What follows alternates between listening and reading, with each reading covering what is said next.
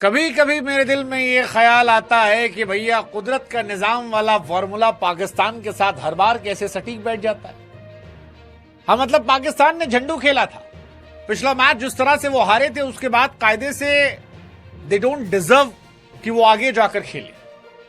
लेकिन कुदरत का निजाम, उनका फॉर्मूला था फलानी टीम फलाने से हारे, फलानवे का नेट कम हो और हम पहुंच जाएं।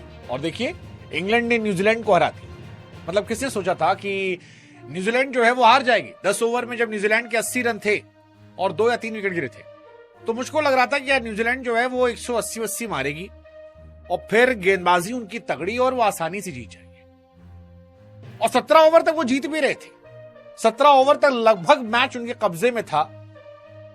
फिर मेजर रेहान आ गए और वक्त, जज्बात, हालात विल जैक्स के साथ मिलकर पलट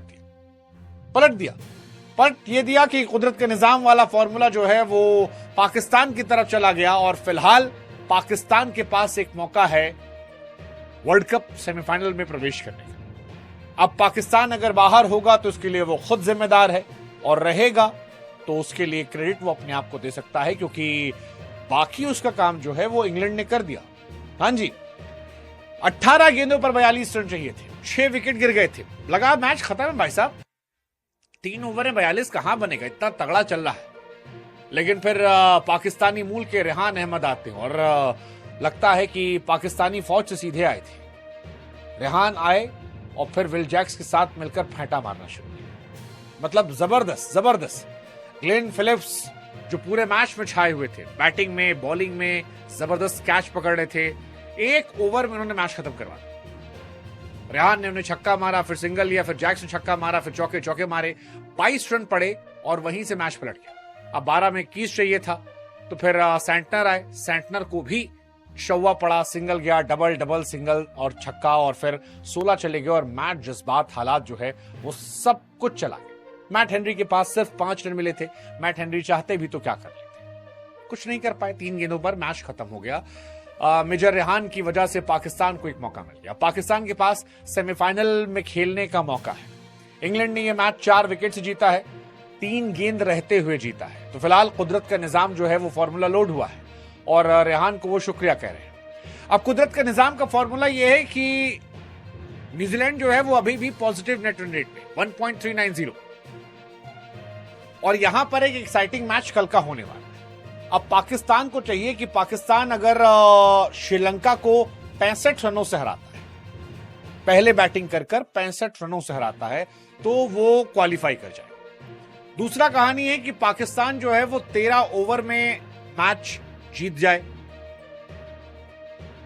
अब यहां पाकिस्तान के पास 2 चीज है, या तो अपना स्किल सेट जो है वो जबरदस्त तरीके से उठा दे, और या जिस कोलंबो से फोन पाकिस्तान हो गया था कि हेलो शहबाज शरीफ साहब, आप नहीं आएंगे तो हमारे देश को आर्थिक नुकसान हो जाएगा, उस कोलंबो दोबारा वो फोन लगाएं और कहें कि देखो गुरु, तुम तो हो गए बाहर, हमको जाने दो और हमको खेलने दो, और हम खेलेंगे, तुमको और पैसा मिलेगा, क्योंकि तुम तो हार चुके हो। तुम्हारे हारने जीतने से अब घंटा फर्क पड़ता है, लेकिन हम जीत गए तो एक एशियन कंट्री रहेगी, और पाकिस्तान जीतेगा तो फिर श्रीलंका में उसका मैच होगा, वो इंडिया तो आएगा नहीं। तो उसका सेमीफाइनल जो है वो श्रीलंका में होगा। इससे पैसा किसको मिलेगा? श्रीलंका को। भीड़ किसके पास ज्यादा आएगी? श्रीलंका के। इसीलिए तो श्रीलंका ने पाकिस्तान को बुलाया था। तो हमको लगता है शहबाज शरीफ मियां को फोन लगा देना चाहिए, क्योंकि दूसरा वाला जो है इतना आसान नहीं है। अगर श्रीलंका जीती तो फिर पाकिस्तान वैसे बाहर है। अगर श्रीलंका हारी और 65 रनों से कम से हारी तो फिर पाकिस्तान बाहर है। पाकिस्तान बैटिंग किया और 13 ओवर के बाद जीता तो भी कोई मतलब नहीं है। तो कुल मिलाकर फिर वहां न्यूजीलैंड जो है वो आसानी से क्वालिफाई कर जाए। अब फिलहाल पाकिस्तान जो है वो श्रीलंका के सामने भारी रहा है। पिछले 6 T20 अगर आप मैच देखो तो 4 मैच उसने जीते। पाकिस्तान को अपना जोर लगाना पड़ेगा, मतलब कल का मैच जबरदस्त खेलना पड़ेगा। क्या वो कर पाएंगे? आई डोंट नो क्या वो कर पाएंगे, मुझे नहीं पता। लेकिन फिलहाल कहानी यही है कि पाकिस्तान को पहले बैटिंग करना चाहिए।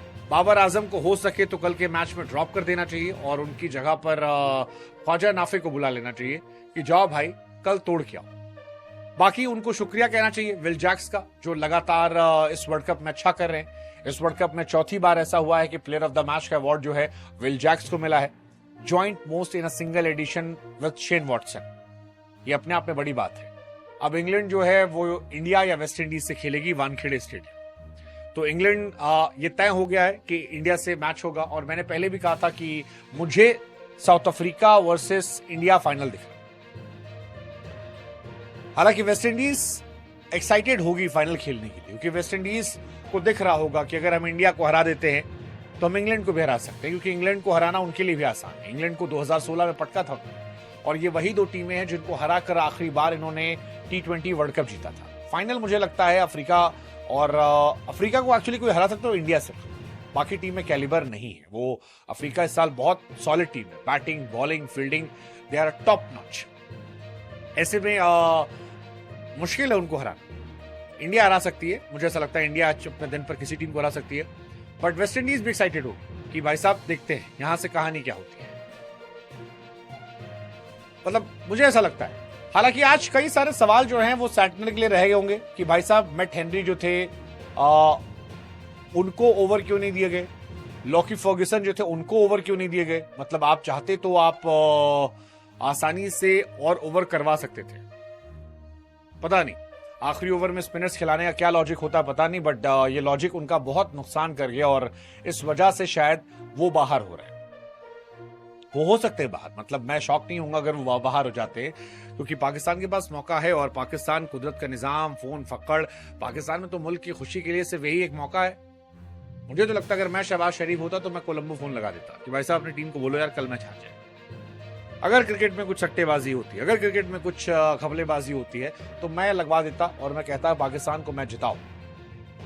मेजर रेहान ने अपना काम कर दिया है, विल जैक्स ने अपना काम कर दिया है। विल जैक्स को इसे तारीफ तो होनी चाहिए यार, 10 में 4 मैच द मैच। पीटरसन का रिकॉर्ड उन्होंने इंग्लैंड के लिए तोड़ा, ये अपने आप में बहुत बड़ी बात है। और ठीक ठाक मैचेस जीते उन्होंने। श्रीलंका वाला प्लेयर ऑफ द मैच थे, न्यूजीलैंड वाले में थे, उससे पहले 2 झंडू टीमें इटली और नेपाल के सामने भी वो नेपाल तो अच्छी टीम थी, नेपाल वाला मैच बहुत क्लोज था, उसमें भी इन्होंने जिताया था। इटली वाली झंडू टीम थी, उसको इन्होंने हराया था, तो कुल मिलाकर वहां पर रहा। बट आपको लगता है पाकिस्तान क्वालिफाई कर पाएगा क्या? पाकिस्तान फाइनल में या सेमीफाइनल, सॉरी फाइनल तो नहीं, सेमीफाइनल में जगह बना पाएगा क्या? वो साउथ अफ्रीका से हारने के लिए जाएगा? मजा तो आएगा यार। जैसे पाकिस्तान अगर आ जाए, इमेजिन करो, चलो एक इमेजिन कर लेते हैं कि पाकिस्तान पहुंच जाता है सेमीफाइनल और वो साउथ अफ्रीका को पटक देता है। India versus Pakistan, absolute cinema, T20 final. क्या चाहिए भाई साहब? कुदरत के निजाम होते होते होते होते होते T20 वर्ल्ड कप, है ना कमाल। देखो पाकिस्तान के बारे में बात हो रही, पाकिस्तान की चर्चा नहीं होनी चाहिए थी आज, जिस हिसाब से शुरुआत हुई थी। फिन एलन और सेफर्ट ने जो शुरुआत की थी, मुझे तो लग रहा था मैच चला गया वहीं पर। सेफर्ट ने आज जोफ्रा आर्चर को 2-3 फटे अच्छे मारे, 2 ओवर डॉट किया था बट मारा जरूर अच्छा। फिलिप्स क्या बढ़िया बैटिंग कर रहे थे यार। उसके बाद धुआं हो गया, मिचेल नहीं चले, सैंटनर नहीं चले, टीम नहीं चली, खत्म हो गया।